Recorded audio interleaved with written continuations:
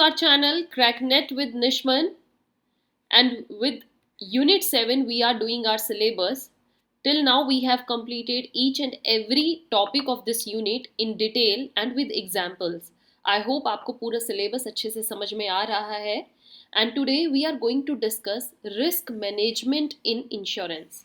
Last session में हमने discuss किया था स्टूडेंट्स रिस्क क्लासिफिकेशन. इंश्योरेंस में रिस्क को कैसे क्लासिफाई किया जाता है, किस अमाउंट या किस पर्टिकुलर पर्सन के लिए प्रीमियम हाई रखना है, किस पर्टिकुलर पर्सन के इंश्योरेंस के लिए प्रीमियम की क्वांटिटी लो रहेगी, ये सब हमने देखा. आज के सेशन में हम जानेंगे कि पर्टिकुलर रिस्क जो अराइज होते हैं इंश्योरेंस में उनको कैसे मैनेज किया जाए, कैसे एक particular perfect way of management के थ्रू रिस्क को मिनिमाइज किया जाए. रिस्क तो देखिए होगा ही होगा, but we should take certain steps to minimise that at every level.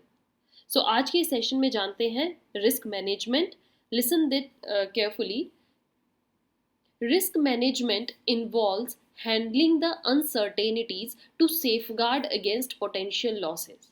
मैंने आपको जैसे कि बताया कि फ्यूचर में कभी भी एंटिसिपेशंस की वजह से या हम देखें इमरजेंसी सिचुएशन कुछ आ गई तो उसमें हमें लॉस होने के चांसेस होते ही होते हैं. Okay, nobody knows perfect thing कि क्या होगा फ्यूचर में, कैसा होगा कैसा नहीं. तो इस वजह से हमें पहले से ही अपने लिए एक ऐसे सोल्यूशन को ढूंढना चाहिए जो हमारे फ्यूचर को सेफ एंड सिक्योर कर सके, और उसके लिए हमारे पास होता है insurance. But insurance is not just thing कि हमारे जितने भी पर्टिकुलर जो भी डर है, रिस्क है, वो सब उसको दे दिए. नहीं, कहीं ना कहीं हमें रिस्क को मैनेज करके चलना पड़ता है. Insurance is the best way to manage the risk, but there are other alternatives also कि रिस्क को कैसे मिनिमाइज किया जाए to safeguard our losses, जो लॉस है उसको बचाने के लिए. So there are certain strategies जो हैं दी गई हैं. लिसन इट केयरफुली एंड इनके आप नोट्स भी बनाइए साथ में कि किस स्ट्रैटेजी को कैसे फॉलो करना चाहिए जिससे हम रिस्क को अच्छे से इफेक्टिवली मैनेज कर सकते हैं. The very first you can see here is identification of risk. Risk को सबसे पहले आइडेंटिफाई कीजिए. अब suppose you are not medically fit, आपको कोई ना कोई ऐसी डिजीज़ है जो हो सकती है, तो यहाँ पर अपने आप को एक आइडेंटिफिकेशन करके रखिए कि आपको पर्टिकुलर टाइम बाद क्या चांसेस हैं डिजीज़ होने के, क्या सिम्टम्स होंगे, उसके लिए क्या डिसीजन लेना चाहिए. तो अगर आप पर्टिकुलर आइडेंटिफिकेशन करके चलोगे तो आप एक माइंड में ये बात रहेगी कि हाँ मैंने इस चीज़ के लिए ऑलरेडी सोच रखा था, है ना. So begin by identifying the potential risk specific to your situation. आपकी सिचुएशन में किस तरीके का रिस्क हो सकता है. अब सपोज हमने लास्ट सेशन में भी एग्जांपल लिया था, अर्थक्वेक प्रोन एरियाज है, वहाँ पर अगर आपका मकान है तो आपको आइडेंटिफिकेशन रहनी चाहिए रिस्क की कि कभी भी अगर अर्थक्वेक आया तो इससे मेरे होम को या मेरे हाउस को नुकसान पहुँच सकता है. इस सिचुएशन में आपने अपने रिस्क को पहले से ही कैलकुलेट कर रखा है. This could include financial risk भी हो सकता है, ऑपरेशनल चैलेंजेस हो सकते हैं आपके बिजनेस में, एक्सटर्नल फैक्टर्स की वजह से आपके जो पर्टिकुलर गोल्स या जो भी आपने ऑब्जेक्टिव सोचे हुए वो हार्म हो सकते हैं. तो ये सब आइडेंटिफिकेशन का काम है. First thing clear. Next is diversification. Diversification का मतलब है कि एक पर्टिकुलर चीज़ पर ही डिपेंड मत रहो, अलग अलग तरीके खोजो कि उस रिस्क को मैं कैसे बचा सकता हूँ, उस रिस्क को मैं कैसे कम कर सकता हूँ. सो स्प्रेड योर रिसोर्सेज या investments across various areas. Insurance लीजिए, दैट इज़ वेरी गुड. फिर एक जगह आप होम लोन लेकर रखिए कि एकदम से ऐसी सिचुएशन अराइज हुई कि हाउस नहीं है आपके पास, तो कहाँ जाओगे, सड़क पे आ जाओगे. लेकिन अगर आपने टाइमली होम लोन ले रखा होगा तो वो आपको बहुत हेल्प करेगा. डाइवर्सिफिकेशन इसलिए होनी चाहिए because it reduces the impact of a single risk on your overall situation. Just like having different types of insurance cover can mitigate various potential losses, है ना. आप लाइफ इंश्योरेंस लेकर रखिए, हाउस इंश्योरेंस ले लीजिए, फायर इंश्योरेंस ले लीजिए, natural calamity insurance ले लीजिए. ये क्या होगा, कहीं ना कहीं सारे मिलकर आपको कोई ना कोई सिचुएशन पे हेल्प ज़रूर करेगा. Diversification understood. Next we have insurance coverage. ये बहुत ज़रूरी है. रिस्क को सबसे पहले काम करना है या मैनेज करना है तो हमेशा एक इंश्योरेंस कवर लेकर चलिए. Invest in suitable insurance policy. अपनी सिचुएशन के अकॉर्डिंग देखिए कि आपके लिए बेस्ट या फिट सिचुएशन में क्या चीज़ बैठती है. Insurance. So insurance serves as a financial safety. आपको एक सेफ्टी देकर चलता है, help you recover from the losses due to unforeseen event. Suppose आपने अगर टाइमली हेल्थ इंश्योरेंस ले रखा है और एकदम से ऐसी सिचुएशन अराइज हो गई जहाँ पे आपको मेडिकल असिस्टेंस की ज़रूरत है, तो वो हेल्थ इंश्योरेंस आपको बहुत हेल्प करेगा। देखिएगा, आपको ये लगेगा that that health insurance came as a beneficial thing for you.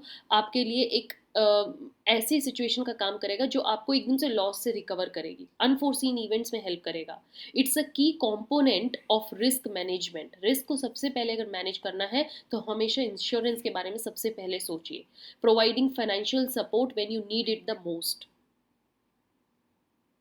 Then emergency planning. Emergency planning कहता है कि हमें हमेशा इमरजेंसी सिचुएशन के लिए तैयार रहना चाहिए, पहले से ही प्लान बनाकर चलना चाहिए। अपने फाइनेंशियल जो हमारे पास फाइनेंशियल एसेट्स हैं उनको रखना चाहिए, इंश्योरेंस रखना चाहिए। डेवलप कंटिजेंसी प्लान्स को बनाकर चलिए जो भी अनफोर्सीन इवेंट हो सकते हैं। सबसे पहले अपने माइंड में एक well thought out emergency plan रखिए कि ये सिचुएशन हुई तो मुझे इस सिचुएशन में क्या करना है। ओके, अगर आप ये पहले से ही सोच के रखोगे तो आपको एकदम से जब वो सिचुएशन अराइज हुई तो आपको होच पोच नहीं होगे, सारी सिचुएशन में आप डरोगे नहीं।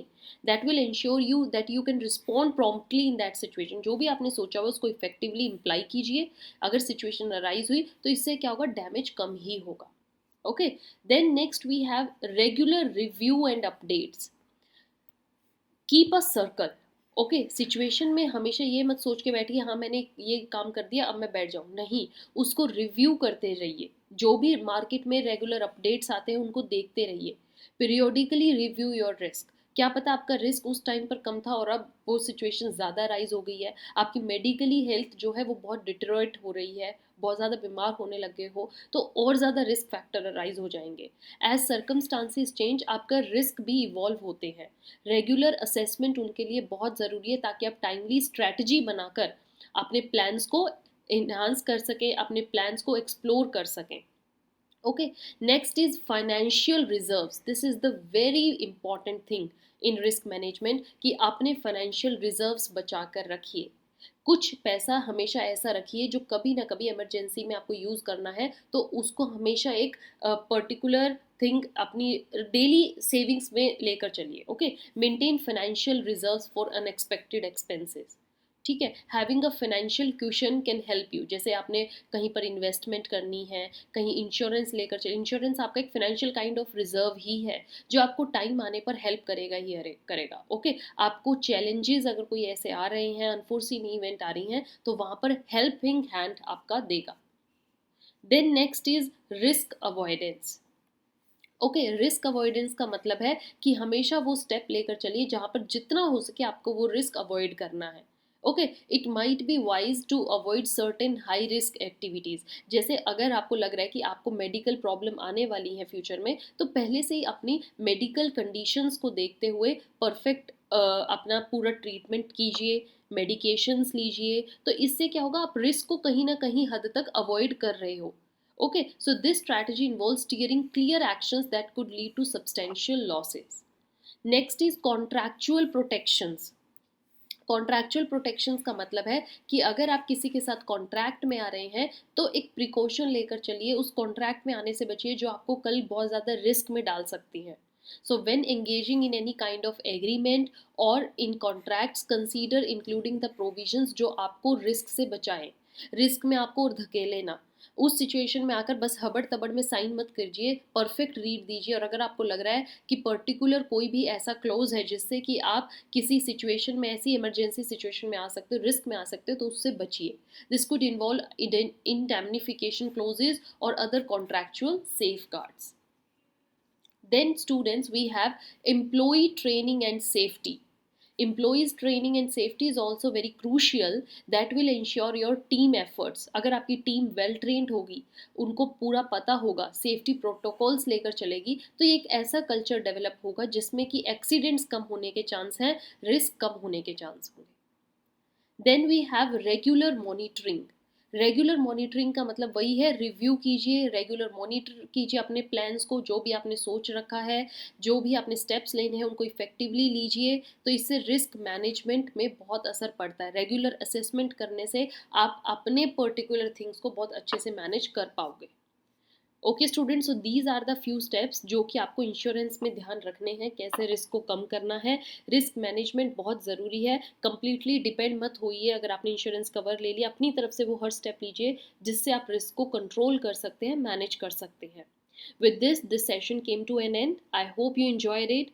Give your reviews, comments in the comment section box. If you have any doubt, you can mail us. We are providing you this email address, and follow us on Telegram for the PDF of this session. Thank you.